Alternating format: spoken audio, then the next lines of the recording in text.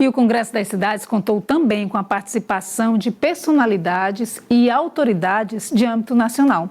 Entre elas, o doutor em Estruturas Ambientais Urbanas, Nabil Bonduque. Nabil Bonduque, além de arquiteto, urbanista, é um dos grandes especialistas também em moradia popular, em habitação social.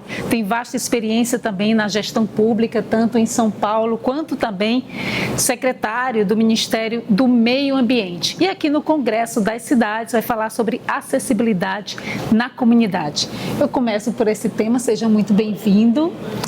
Obrigado pelo convite. Bom, quando a gente fala de acessibilidade na comunidade, qual que seria o modelo, na verdade, de uma comunidade que possa aliar a acessibilidade, a sustentabilidade, a justiça social? Olha, a primeira questão é que as nossas cidades precisam ter em todos os seus espaços, elas precisam ser qualificadas do ponto de vista das condições de circulação, nas condições de áreas verdes, de sustentabilidade em vários assuntos e vários temas. Então, a primeira questão que é importante é isso, é a gente poder ter uma cidade onde todos os seus lugares são acessíveis para as pessoas que têm dificuldade de locomoção. E também a gente tem que pensar na sustentabilidade de maneira ampla, né? Por exemplo, a questão de resíduos. É muito importante que a gente tenha uma política de resíduos onde se reduza ao máximo a quantidade de resíduos que vão para os aterros sanitários ou para a destinação final, que eles possam ser reaproveitados, possam ser reutilizados, possam ser reciclados e, em grande parte também, que a gente puder reduzir a geração de resíduos é muito importante. Então, uma cidade sustentável é uma cidade que ela consegue pensar o seu futuro, né? O seu futuro que é um futuro que a gente está vendo ameaçado pelas mudanças climáticas.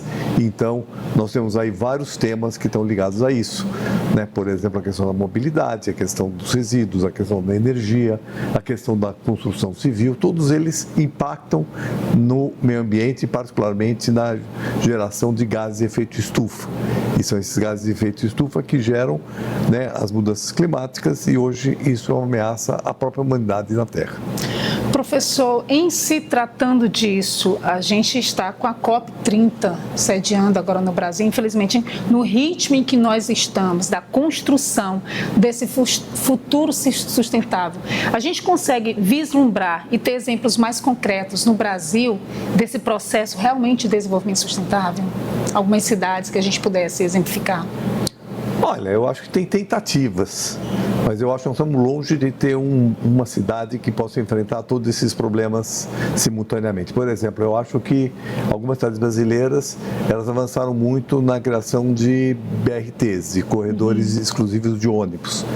No entanto, o número de carros em circulação, carros e motos, estão aumentando mais do que a circulação por transporte coletivo. Então, eu diria que exemplos das nossas cidades temos, mas localizados, né? Por exemplo, em São Paulo, o prefeito acaba de desapropriar várias áreas verdes no entorno da cidade. No entanto, a própria prefeitura autoriza a derrubada de áreas verdes para fazer empreendimentos. Então, é um contrassenso, né? Quando a gente deveria ter uma política mais focada. O que eu acho que as pessoas ainda não perceberam, as pessoas, os governantes, de uma maneira geral, é que as mudanças climáticas estão aí e elas estão gerando, né, efeitos imediatos. E se a gente não for radical, nós não vamos conseguir avançar. O senhor falou de tudo isso e dessa expansão imobiliária que acontece paralela ao desmatamento, porque normalmente uma coisa, infelizmente, está atrelada à outra. O caminho inverso seria, por exemplo, a parte da solução para esse problema, trazer de volta para os centros das cidades essa população que necessita de habitação e que normalmente é empurrada para a periferia das cidades, que normalmente não tem nenhuma infraestrutura e, via de regra, tem um desmatamento? Com certeza. Eu, inclusive, vou tratar isso aqui na minha palestra. Nós temos que ter projetos habitacionais em áreas centrais, precisamos evitar a expansão horizontal da cidade.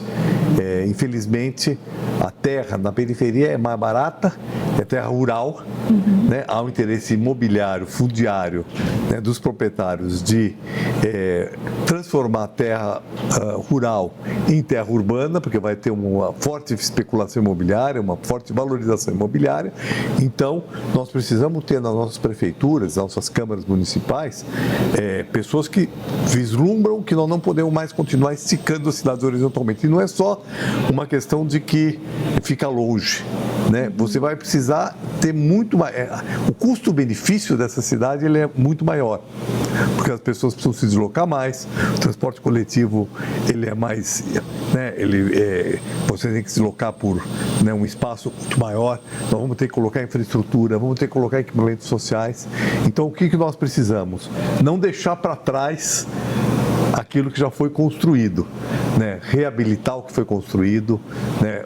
Em alguns casos, quando é patrimônio histórico, nós temos que fazer todo um restauro, né? Em outros casos, nós podemos substituir, mas não substituir não significa derrubar necessariamente e construir um novo. Pode ser também isso, mas você pode reformar e pode fazer a manutenção, a reabilitação, né? E nos centros históricos é onde isso pode acontecer da melhor maneira possível. E também produzir habitação bem localizada. E eu soube aqui que o plano diretor de Teresina, a semelhança do que nós fizemos em São Paulo, que eu fui o relator em São Paulo, buscou adensar mais próximo ao transporte coletivo.